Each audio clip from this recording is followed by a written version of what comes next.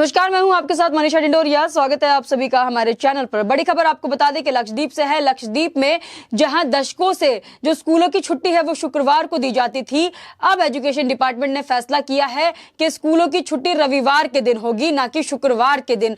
देखिए, 7.5 दशक से ये सिलसिला चलता आ रहा है। 7.5 दशक से ही शुक्रवार के दिन, क्योंकि वहां पर जो आबादी है वो मुस्लिम आबादी है। लगभग 98% लोग वहां पर मुस्लिम है। मुस्लिम बहुल इलाका कहा जाता है लक्षद्वीप, इसलिए वहां पर दशकों से शुक्रवार की छुट्टी दी जाती थी, क्योंकि वहां पर जुम्मे की नमाज होती है मुस्लिमों की, इसलिए उनको ध्यान में रखते हुए शुक्रवार की स्कूलों की छुट्टी की जाती थी। लेकिन अभी एक बड़ा बदलाव यहां पर बीजेपी की तरफ से किया जा रहा है। जो वहां के एडमिनिस्ट्रेटर हैं बीजेपी के प्रफुल्ल पटेल, उनकी तरफ से यह फैसला लिया गया है और अब रविवार के दिन स्कूलों की छुट्टी हुआ करेगी लक्षद्वीप में ही, अन्य राज्यों की तरह भारत के।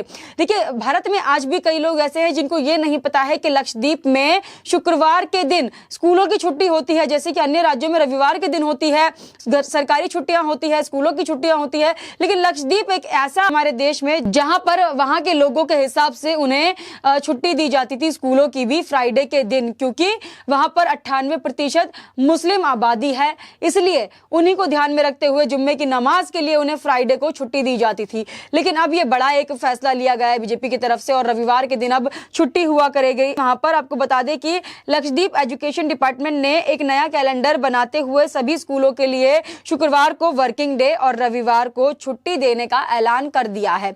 तो देखिए, बड़े बड़े फैसले जो बीजेपी के द्वारा लिए जा रहे हैं वो यही कारण है, यही वजह रही है, क्योंकि हमारे जो देश में आज भी कई ऐसे इलाके हैं जहां पर भारत के कल्चर के हिसाब से नहीं रहा जा रहा है, जहां पर हिंदुस्तान में जैसे अन्य राज्यों में लोग रहते हैं उस तरीके से नहीं रहा जा रहा है।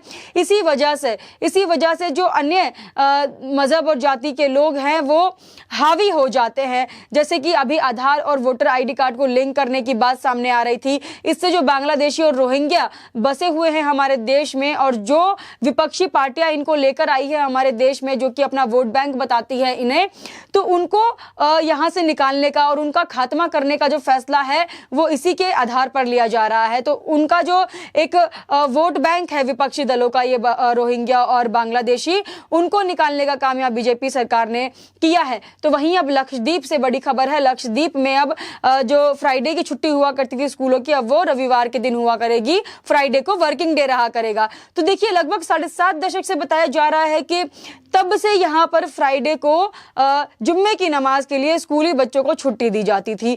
तो इससे ये साफ पता चलता है कि जहां पर बहुत ज्यादा आबादी होगी एक धर्म मजहब के लोगों की, तो उन्हीं के हिसाब से जो सरकार है वो भी काम करती है, क्योंकि वहां के जो लोग हैं वो गुस्सा ना हो जाए, उनका जो वोट बैंक है वो नाराज ना हो जाए। इस पर आपत्ति जताई है। देखिए, कांग्रेस के ही जो सांसद है उन्होंने इस पर आपत्ति जताई है। उनका कहना है कि ये खिलाफ है उन लोगों के जो यहाँ पर रहते हैं और यहाँ के जो मजहब के हिसाब से रह रहे हैं उनके खिलाफ है, उनको बुरा लग जाएगा। इस तरीके की बातें बहुत ज्यादा की जा रही है। आपको बता दूं कि इस मसले पर निर्णय लेने के लिए कई जगह प्रशासन को सराहा भी जा रहा है, लेकिन कई लोग ऐसे भी हैं जो इस पर विरोध जता रहे हैं। लोगों का कहना है कि लक्षद्वीप भारत का हिस्सा है और यहाँ भारत जैसे ही नियम होने चाहिए। हमेशा से ही ये कहा गया है कि भारत में एक भी राज्य ऐसा नहीं होना चाहिए जहां पर भारत से अलग कोई नियम चल रहे हो, अलग कोई कानून चल रहे हो। लेकिन इसी बीच लक्षद्वीप में कुछ लोग इसके विरोध में भी हैं, जैसे कि सांसद मोहम्मद फैजल, जो कि एनसीपी से हैं। एनसीपी के जो सांसद हैं मोहम्मद फैजल, उन्होंने इस पर विरोध जताया है और उन्होंने ये कहा है लगभग 6 दशक पहले शिक्षा को बढ़ावा देने के लिए जब द्वीपों में स्कूल खुले थे तो शुक्रवार को छुट्टी करने का फैसला किया गया था और शनिवार को हाफ डे होता था। हालिया फैसला स्कूलों के किसी भी निकाय, जिला पंचायत या स्थानीय सांसद के साथ चर्चा करे बगैर लिया गया है। तो ये जो फैसला है वो कह रहे हैं मोहम्मद फैजल कि ये किसी के साथ चर्चा करके नहीं लिया है, बगैर चर्चा के लिया गया है।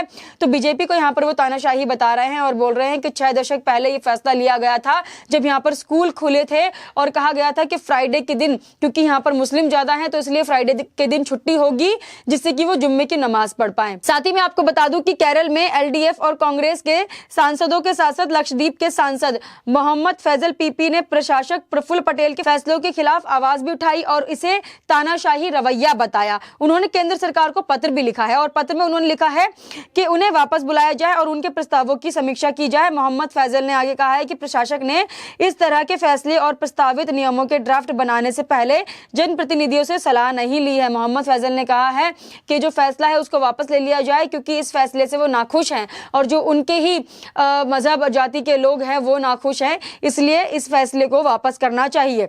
साथ ही मैं आपको बता दूं कि यहाँ पर एक बहुत बड़ी समस्या ये भी थी कि बीफ का उपयोग किया जाता था और अब जो प्रफुल्ल पटेल हैं जो कि बीजेपी से है, उन्होंने वहाँ के जो नियम कानून है उसमें बदलाव किया था और बदलाव के दौरान उन्होंने ये भी कहा था कि वहाँ पर अगर बीफ का उपयोग होता है तो उसको जेल का प्रावधान होगा।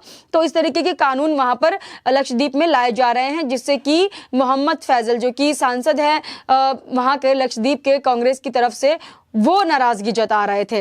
तो दादर एवं नगर हवेली और दमन एवं द्वीप के प्रशासक प्रफुल्ल पटेल को पिछले साल दिसंबर में लक्षद्वीप की जिम्मेदारी दी गई थी। तो पिछले साल ही वो लक्षद्वीप के एडमिनिस्ट्रेटर बने थे, जिसके बाद से ही वह Lakshadweep animal preservation regulation, Lakshadweep prevention of anti social activities regulation, Lakshadweep development authority regulation और लक्षद्वीप पंचायत स्टाफ रूल में संशोधन जैसे ड्राफ्ट ला चुके हैं। तो ऐसे कई जो नियम वहां पर दशकों से चल रहे थे, जिनके खिलाफ कोई सरकार आवाज नहीं उठा पा रही थी, प्रफुल्ल पटेल ने आते ही वहां पर इन सभी के खिलाफ आवाज उठाई और नए नए कानून में बदलाव किया और ये सब का ड्राफ्ट बनाया। ड्राफ्ट में एक प्रस्ताव है कि जिनके 2 से ज्यादा बच्चे होंगे वो पंचायत चुनाव में भाग नहीं ले सकते। पहले ऐसा होता था कि वहां कोई भी पंचायत चुनाव लड़ लेता था, दशकों से ये चल रहा था, मनमानी चल रही थी, लेकिन प्रफुल्ल पटेल ने आते ही ये एक नया नियम लाया कि पंचायत चुनाव जिसको लड़ना है उसके 2 से ज्यादा बच्चे नहीं होंगे। तो एक अच्छी पहल की शुरुआत उन्होंने यहाँ पर की, लेकिन इस पर भी आपत्ति जताई मोहम्मद फैजल ने। Lakshadweep animal preservation regulation draft के तहत बीफ पर प्रस्तावित प्रतिबंध के केंद्र शासित प्रदेश में अशांति पैदा कर दी है। लक्षद्वीप में 90% से ज्यादा आबादी मुस्लिमों की है। ड्राफ्ट के अनुसार कोई भी व्यक्ति प्रत्यक्ष या अप्रत्यक्ष तरीके से बीफ उत्पादों को लक्षद्वीप में कहीं भी बेच या खरीद नहीं सकेगा। तो ये भी एक नया कानून प्रफुल्ल पटेल लेकर आए हैं और उन्होंने कहा है कि बीफ की ना तो खरीद होगी ना बिक्री होगी और अगर बीफ का इस्तेमाल होता है तो इस पर कड़ी सजा मिलेगी, उसको जेल भेज दिया जाएगा। तो इस पर भी आपत्ति जताई है कांग्रेस के नेताओं ने, विपक्षी दलों ने।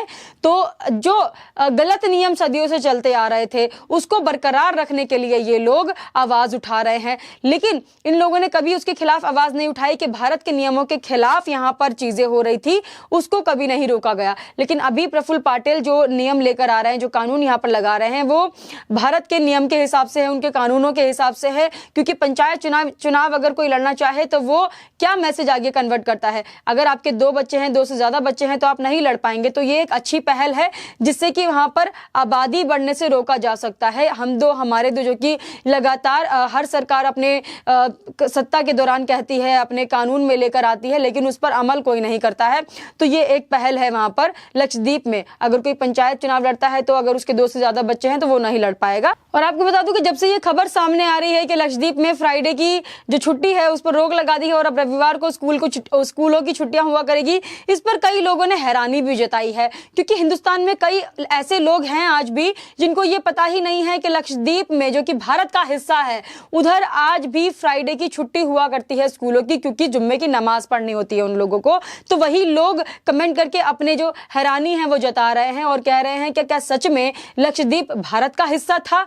आज हमें पता चल रहा है कि लक्षद्वीप भारत का हिस्सा है और रविवार को जैसे अन्य राज्यों में छुट्टियां होती हैं स्कूलों की, ऐसे ही छुट्टी हुआ करेगी, क्योंकि जो पिछली सरकारें थी उन्होंने इसको भारत से अलग ही समझा है। जैसे कि बांग्लादेशी रोहिंग्यों को घुसा दिया था देश में और उनको अपना वोट बैंक बना लिया। तो देखिए यहाँ पर एक षड्यंत्र जो रचा जाता है हमेशा से ही, क्योंकि विपक्ष के लोगों को सिर्फ उनके वोट बैंक से मतलब है, उनको भारत की नीतियों से मतलब नहीं है, भारत के कानून से मतलब नहीं है। ये सिर्फ अपने वोट बैंक को खुश करने में लगे रहते हैं, उन्हें खुश करने के लिए उन्हीं के हिसाब से चलते हैं, न कि भारत के कानून के हिसाब से।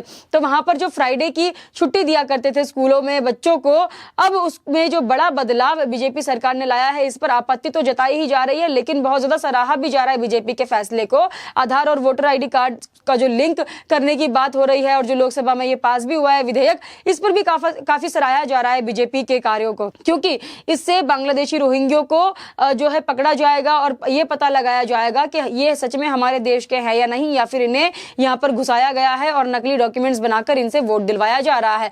तो बड़े बड़े फैसले बीजेपी के द्वारा लिए जा रहे हैं और अब लक्षद्वीप जैसे कि मैंने आपको बताया कई लोगों को नहीं पता था, अब उनको भी जानने का मौका मिल रहा है, उनको भी पता लग रहा है, क्योंकि पिछली सरकारों ने ऐसे मुद्दे हमेशा दबाए हैं, ऐसे मुद्दों को कभी नहीं उठाया है। तो अब आप भी हमें कमेंट करके जरूर बताइएगा आपका इस पर क्या कहना है। हमारे साथ ऐसे ही बने रहिए। धन्यवाद।